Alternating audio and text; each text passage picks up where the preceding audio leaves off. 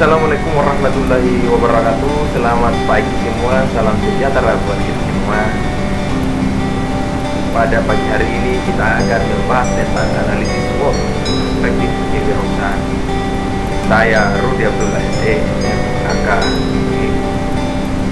Tapi sebelum kita lanjut, jangan lupa like, comment, share, dan subscribe. Oke, kita lanjutkan topik kita, analisis SWOT perspektif kewirausahaan. Apa itu SWOT? Singkatan dari strength atau kekuatan, weakness, kelemahan, opportunity, peluang, dan threat. Di mana SWOT ini dijadikan sebagai suatu model dalam menganalisis suatu organisasi yang bersifat profit dan profit dengan tujuan utama untuk mengetahui keadaan organisasi tersebut secara lebih komprehensif atau menyeluruh. Stephen P. Robbins dan Mary Moreland, atau biasa di bukunya itu Robin and Moreland, yaitu sebuah analisis SWOT dapat merupakan alat yang bermanfaat untuk memeriksa keterampilan dan kemampuan, pilihan karir, dan peluang-peluang karir Anda sendiri.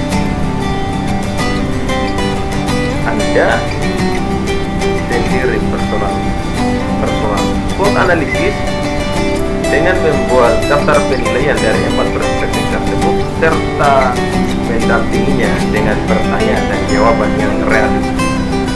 Dibikin pertanyaan dan jawaban yang realistis dengan jawaban yang karang-karang. Nah, analisis SWOT ini dapat dan manajemen pengambilan keputusan. Yang pertama, mampu memberikan gambaran suatu organisasi dari 4 dimensi tadi, yang kekuatan, kelemahan, peluang, dan kesempatan. Yang selanjutnya dapat dijadikan sebagai rujukan pembuatan rencana keputusan jangka panjang. Yang selanjutnya mampu memberikan pemahaman kepada stakeholder yang berkeinginan menaruh simpati bahwa bergabung dengan perusahaan dalam suatu ikatan kerjasama yang saling menguntungkan. Yang kelima, dapat dijadikan penilai secara rutin dalam menilai progress report dari setiap keputusan yang telah dibuat. Oke, inilah contoh dari tabel SWOT. Tadi sudah di materi yang lain, tapi ini tabel SWOT-nya kita. Jadi kita harus mampu melihat faktor internal, kekuatannya kita dan kelemahannya kita apa. Terus yang kedua, faktor eksternal, kesempatannya yang ada apa dan ancaman yang ada itu apa. Strategi SO ini maksudnya strength dan opportunity, yaitu menggunakan kekuatan untuk memanfaatkan kesempatan yang ada. Strategi FO, weakness dan opportunity, menjadikan kelemahan kita untuk memanfaatkan peluang yang ada. Strategi ST, strength dan threat, menggunakan kekuatan untuk mengatasi ancaman yang ada.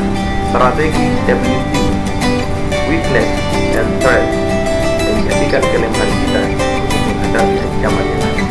Itu adalah SWOT.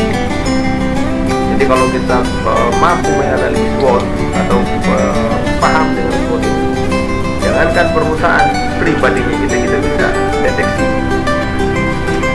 Nah, tujuan dari penerapan SWOT di perusahaan ini adalah memang pada dasarnya penerapan SWOT pada suatu perusahaan ini bertujuan untuk memberikan suatu paduan agar perusahaan menjadi lebih fokus tujuan lain diperlukan. Agar perusahaan lebih fokus. Tujuan lain diperlukan oleh SWOT ini adalah di mana setiap produksi berada di pasar pasti akan mengalami pasang surut dalam pasar yang dikenal dengan istilah siklus daur hidup produk atau life cycle product. Ini tujuan dari SWOT. di SWOT ini tentu pasarnya ya, dan perusahaannya, eksternal dan internalnya. Ini produk life cycle tadi. Ini mulai dari penjualan, fase perkenalan. Biasanya fase perkenalan itu konsumen itu mulai mengenal dan menilai kualitas dan kuantitas produk. Pada tahapan ini dikenal juga sebagai apresiasi konsumen terhadap suatu produk. Jadi pada tahap ini orang itu punya antusias. Yang kedua, fase pertumbuhan. Produk yang diciptakan masuk ke pasar melalui mulai memiliki nilai dan perhatian lebih. Apabila terpuaskan maka akan berlanjut dengan konsumen lain. Jadi kalau konsumen yang satu itu dia puas, maka akan ada lagi konsumen yang lain yang datang, karena biasa dikenal dengan promosi dari produk kedewasaan atau kemapanan. Produk telah masuk ke setiap benak konsumen, mengenal produk tersebut telah memiliki kualitas dan nilai pasar. Jadi di setiap kepalanya orang itu biasa, kalau tidak makan atau tidak minum ini, itu berarti Anda tidak gaul begitu. Jadi orang itu sudah kayak terhipnotis begitu. Fase 3, fase kemunduran. Konsumen sudah mulai merasa jenuh dengan produk ini. Nah, disinilah di fase ketiga ini, sebenarnya di fase keempat ini, kalau produk itu sudah masuk di fase kedewasaan atau di fase kemapanan, maka perlu ada yang namanya R&D, Research and Development, terhadap perusahaan dan terhadap produk kita. Yang harus kita lakukan adalah kita harus mampu menganalisis pasar. Biasanya kalau umpamanya beberapa perusahaan yang bergerak di bidang farmasi, seperti dulu ada obat sakit kepala. Obat sakit kepala begitu dikenali orang, itu berubah lagi. Obat sakit kepala dan batuk, itu berubah lagi. Obat sakit kepala, batuk dan flu. Itu adalah bagian yang dilakukan oleh perusahaan supaya produknya itu life cycle. Itu hampir-hampir perusahaan seperti itu, produknya tidak melalui masa kemunduran atau melalui juga masa kemunduran, tapi durasinya begitu singkat. Kenapa? Karena mereka selalu melakukan R&D, Research and Development, terhadap perusahaan, terhadap kekuatan perusahaan dan kondisi pasar. Oke.